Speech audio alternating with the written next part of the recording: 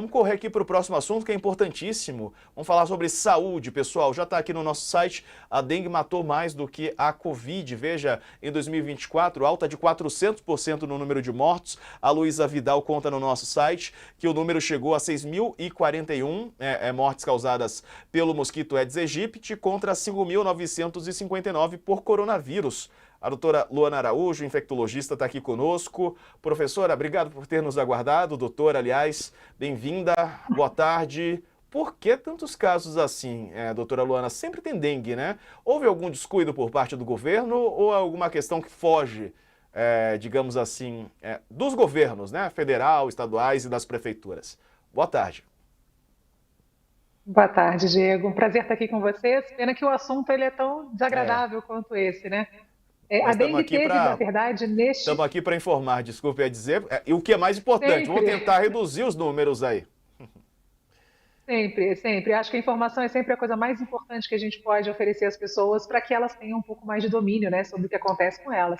A dengue, nesse ano de 2024, teve um ano completamente atípico, né? Se a gente olhar as curvas de casos e óbitos nos últimos anos, nos últimos 10, 15 anos, a gente vai ver este ano de 2024, o ano que passou, com um número avassalador de casos, muitas vezes maior do que a média histórica anual para a dengue, né? E aí o que a gente vê são algumas circunstâncias. A gente tem uma dificuldade no pós-Covid das pessoas se aterem a medidas de prevenção de quaisquer que sejam, né? Porque há uma saturação popular e é compreensível.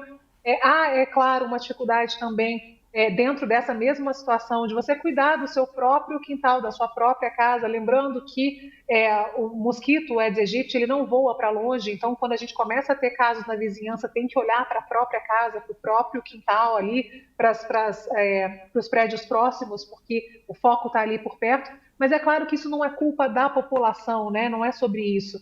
A dengue é sempre um fator, uma questão que é multifatorial.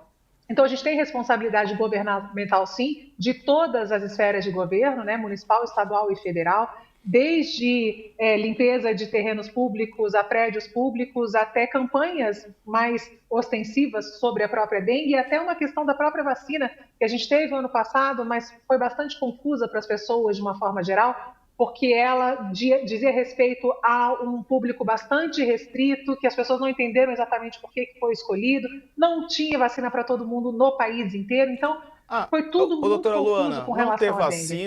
não ter vacina foi um problema do governo federal, porque isso é muito usado mesmo, né? E aí eu não sei até que ponto isso é verdade. Tem verdade nisso? Na verdade, não, porque a vacina era uma vacina nova, né? E aí o quantitativo de vacina ao qual o governo tinha acesso, aliás, importante dizer, o Brasil foi o primeiro país no mundo a trazer uma vacina para a dengue para o seu Plano Nacional de Imunizações, né? Para o seu Programa Nacional. Então, infelizmente, o quantitativo ao qual a gente tinha acesso era muito pequeno. Talvez o erro do governo tenha estado em explicar por que que aquela população específica de adolescentes, né, jovens, for a escolhida para a vacinação. E aonde estavam essas pessoas que foram escolhidas para a vacinação? Porque no país inteiro a gente teve problemas gravíssimos com relação à dengue, mas esses critérios eu acho que foram muito mal explicados e com isso as pessoas também deixaram de ter aquela adesão que a gente esperava que elas tivessem. Então, por mais que a gente tenha tido um quantitativo pequeno de vacinas, as pessoas não foram se vacinar, sobrou vacina em muitos dos lugares. Então, de novo, vocês estavam falando sobre comunicação, essa é uma estratégia de comunicação que precisa ser rapidamente revista, para que a gente consiga recuperar a confiança das pessoas e para que elas tenham acesso a um serviço de proteção, que é a única coisa que interessa.